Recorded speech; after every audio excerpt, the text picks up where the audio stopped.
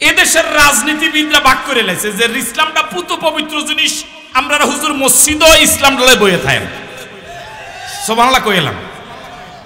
আর রাজনীতিটা হুজুর খুব খারাপ জিনিস, আমরা এটা তাইন দরকার নাই। আমরা টেন্ডারবাজি, সাদাবাজি, মামলাবাজি, ঘর বাড়ি দখল করা যা আছে এটি আমরা লুটি ফুটি খাই। কথা বুঝেন না মনে হয়। আর ইসলামটা হুজুর খুব ভালো জিনিস, এটা পুত পবিত্র, আমরা মসজিদে ডলে বইয়ে থাকেন। হে মিছিল করতে পারবো, কোনো দোষ নাই। আবুল কালাম আজাদ বাসার মিছিল করলেও দোষ, হুজুরকা মিছিল করলে।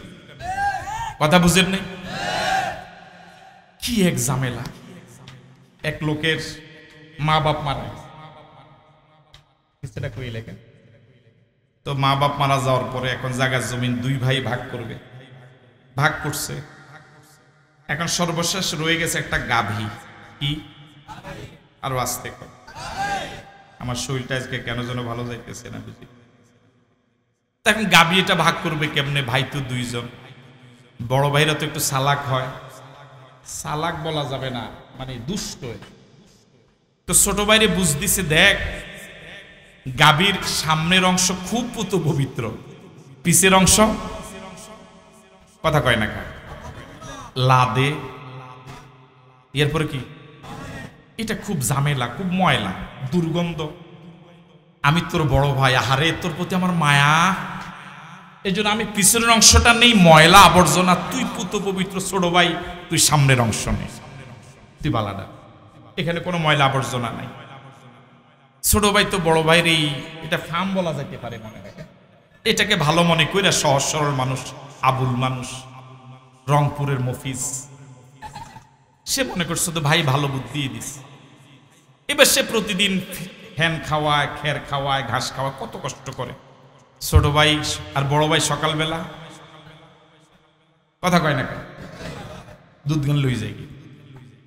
ছোট ভাই একদিন দুই দিন যত মফিজ হোক এতুর বুঝতো আছে যে দুটি ভাইয়ে লইয়ে যায়। এখন ছোট ভাই ডিসমিস না পাইয়া, অধিকাংশ ক্ষেত্রে তো বোনের বাড়ি যায় ঝামেলা লাগলে মামুরা কি করে বিচার করে, এরকম আছে না? তো ছোট ভাই মামুর কাছে গেছে, মামার কাছে গিয়ে বলছে, মামা দেখেন আমি কত কষ্ট করে খের খাওয়াই, ফ্যান খাওয়াই, এ বড় ভাই আমারে একদিনও কি দেয় না, দুধ দেয় না। তো মামাই কইছে আচ্ছা ঠিক আছে আমি একদিন যাবো। বড় ভাই আবার টের ফাইলেছি, তে তো নাডা যে বিচারের জন্য কে আইব, কথা কয় না কা।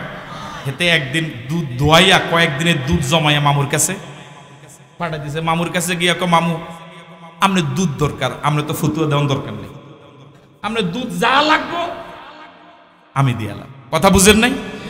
এদেশের রাজনীতিবিদরা ভাগ করে লেছে যে ইসলামটা পুত পবিত্র জিনিস, আমরা হুজুর মসজিদ ও ইসলাম ডলে বইয়ে থাকেন সুবহানাল্লাহ কইলাম।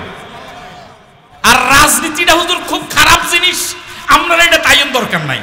আমরা টেন্ডারবাজি, সাদাবাজি, মামলাবাজি, ঘর বাড়ি দখল করা যা আছে এটি আমরা লুটি ফুটি খাই। কথা বুঝেন না মনে হয়।